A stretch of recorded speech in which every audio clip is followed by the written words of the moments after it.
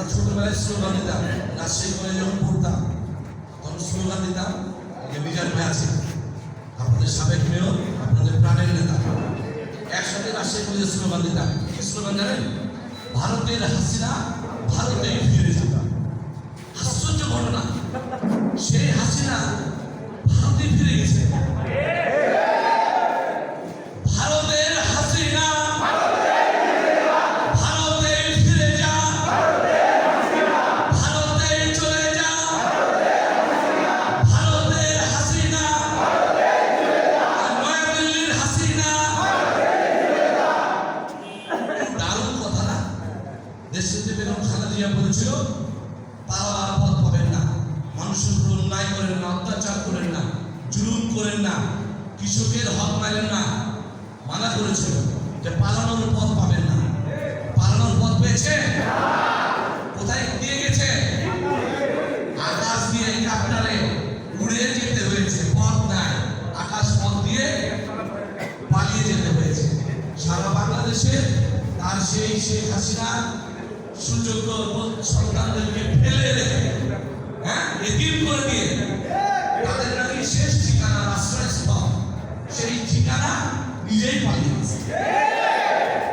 সঙ্গে সঙ্গে বন্ধুরা উপস্থিত আছেন টাঙ্গরের বিএনপির আহ্বায়ক হান্নান ভাই, উপস্থিত আছে মন্ডুমালার আমাদের এই সাবেক মেয়র নির্বাচিত আমার ভাই ফিরোজ ভাই, রেজা ভাই, উপস্থিত টাঙ্গরের অনেক মানুষ আছেন। আমার দূর থেকে যুব নেতা শরীর মুন্সি তাকে আছে মাথায় টুপি নিয়ে, খুব ভালো একজন সংগঠক, ভালো বক্তা একরামুল ভাই।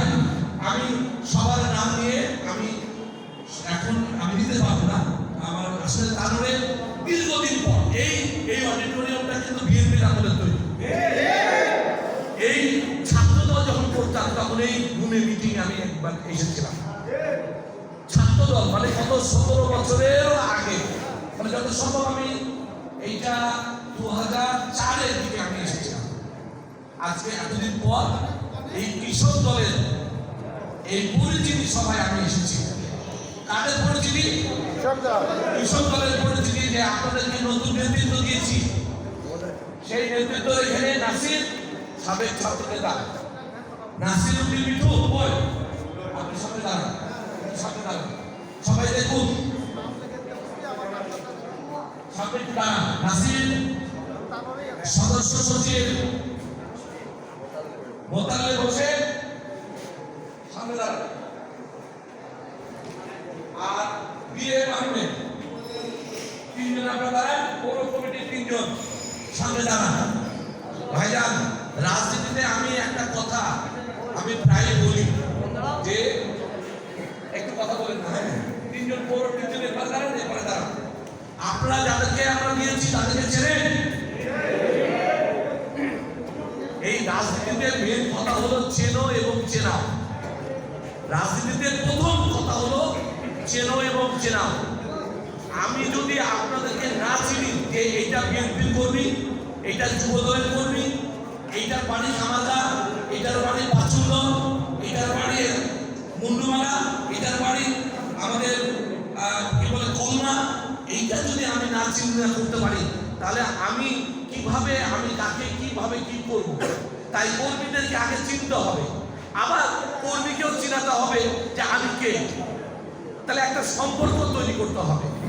এখন অপরিচিত লোক এসে যদি এখানে কথা বলে আপনাদের ভালো লাগবে? আপনাদের তো ভালো লাগার কথা না। তাহলে পরিচিত হতে হবে।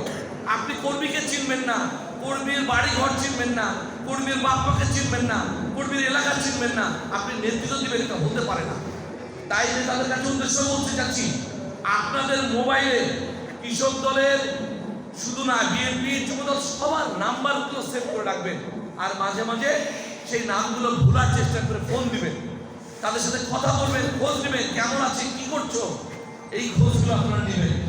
পৌর কমিটির যারা দায়িত্বে আছেন আপনি তাদের কাছে অনুরোধ করছি, তারও পৌরসভা একটা গুরুত্বপূর্ণ পৌরসভা। এই পৌরসভা 9টা ওয়ার্ড কমিটি করতে হবে। কিছুদিন আগে তানোরে একটি কমিটি দেওয়া হয়েছিল, সেই কমিটিতেও 21 মাস টাইম দেওয়া হয়েছিল। 21 মাস, 22 মাস তারা 9টা ওয়ার্ড আর হলো কয়েকটা ইউনিয়ন কমিটি করেছিল। সেই কমিটিগুলোকে আমরা বলেছি যে আপনারা বর্তমানে যে কমিটিটা পুনর্গঠন করা হয়েছে পুরাতন এবং নতুনের সমন্বয়ে, সেই কমিটির ডাকে আপনারা যদি সাড়া দেন তাহলে আপনাদের কমিটির কোনো কিছু পরিবর্তন করা হবে না। এখন এই নাসির উপজেলা কমিটির আহ্বায়ক সে যদি কামারগাঁও ইউনিয়নের কৃষক দলের নেতাদেরকে ডাকে আর তারা যদি সাড়া না দেয় তাহলে নাসির কিভাবে নেতৃত্ব দিবে? যার জন্য আমি উদাত্ত আহ্বান জানাচ্ছি যে এই কমিটিগুলো পূর্বে করা হয়েছে তাদেরকে বারবার চিঠি দিয়ে ফোন করে তাদেরকে ডাকার জন্য আহ্বান জানাবেন, তাদের সাথে বসবেন, কথা বলবেন। কোনো মতেই যদি তারা আপনাদের সাথে যোগাযোগ না করে তাহলে একটা চিঠি দিয়ে, কারণ দর্শনের একটা চিঠি দিয়ে কমিটিটা ভেঙে দিবেন, দিয়ে নতুন করে গঠন করবেন সবার মতামতের ভিত্তিতে উন্মুক্ত স্থানে। কিন্তু এই সময়ের মধ্যে জনাব তারেক রহমান বাংলাদেশের যে প্রেক্ষাপট, বর্তমান প্রেক্ষাপটে সারা বাংলাদেশের প্রতিটি ইউনিয়নে কৃষক সমাবেশ করার সিদ্ধান্ত গ্রহণ করেছেন। কি করেছেন? কৃষক সমাবেশ। প্রতিটা ইউনিয়নে কৃষক সমাবেশ কাদেরকে নিয়ে করতে হবে, কিভাবে করতে হবে সেই কথাটা আমি আপনাদেরকে এখন বলছি। আপনারা সবাই জেনে রাখেন, তাহলে সুবিধা হবে।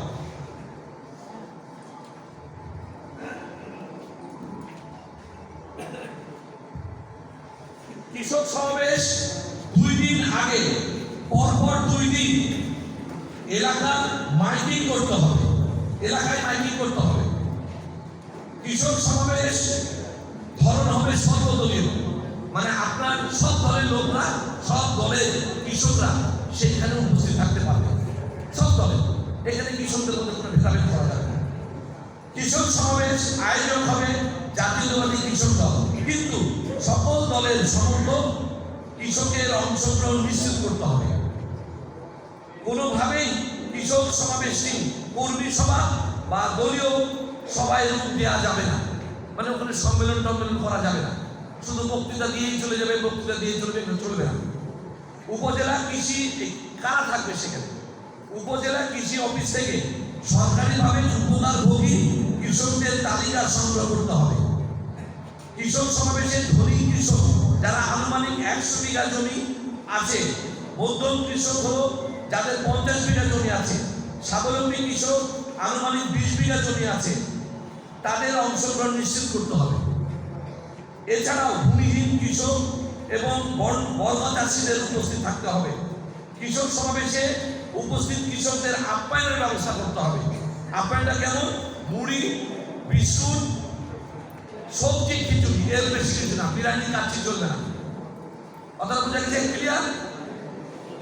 কৃষক সমাবেশ উপস্থিত কৃষকদের, নারী কৃষকদের উপস্থিতি নিশ্চিত করতে হবে। কৃষকদের মধ্যে নারী, এদেরকেও এই মিটিং সমাবেশে রাখতে হবে। কোনো ক্রমেই কোনো অতিথির বক্তব্য চলবে না। সেখানে আমাদের বিএনপি নেতারা থাকতে পারে, উপজেলার নেতারা থাকতে পারে, জেলা নেতারা থাকতে পারে, কিন্তু অতিথিদের বক্তব্য চলবে না। কোনো প্রশ্ন পর্ব, মানে কৃষকদের কথা বেশি শুনতে হবে এবং সেগুলো লিপিবদ্ধ করতে হবে। প্রশ্নোত্তর পর্ব, মানে প্রশ্ন করবে, উত্তর দিতে হবে। আগামীতে বিএনপি কৃষকদের জন্য যে সকল কর্মসূচি বাস্তবায়ন করা উদ্যোগ গ্রহণ করবে, এর বাইরে কৃষকদের কোনো নতুন প্রস্তাব থাকলে তা নোট করতে হবে। কৃষকের কথা বেশি বেশি শুনতে হবে। প্রতিটি কৃষক সমাবেশের শৃঙ্খলা বজায় রাখতে হবে। যে সকল ইউনিয়ন কৃষক দলের কমিটি আছে সেখানে সমাবেশ করতে হবে, আর যেখানে কমিটি নেই সেখানেও সমাবেশ করতে হবে।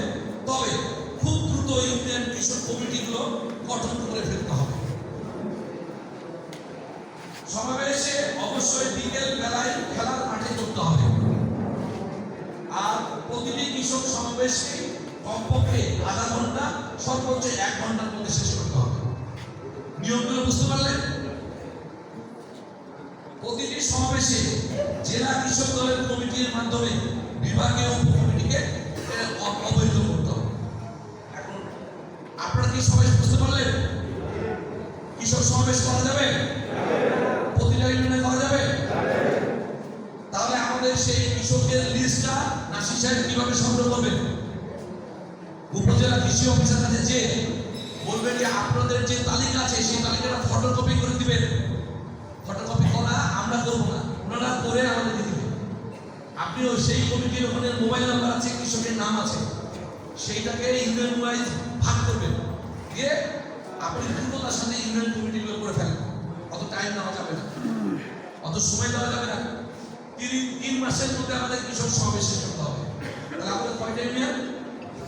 7টা ইউনিয়ন। তাহলে 3টা ইউনিয়ন টার্গেট করেন, কোন 3টা ইউনিয়নে দ্রুত করা যায়।